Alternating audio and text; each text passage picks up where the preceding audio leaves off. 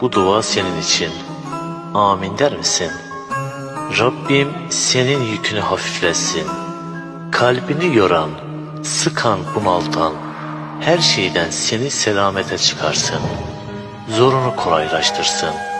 Huzurunu ve mutluluğunu daim eylesin. Gönlünden geçirdiğin dualar ömrüne nasip olsun. Rabbim iki cihanda da seni çaresiz bırakmasın. Amin, amin. Bu dua senin için. Amin der misin? Rabbim senin yükünü hafifletsin.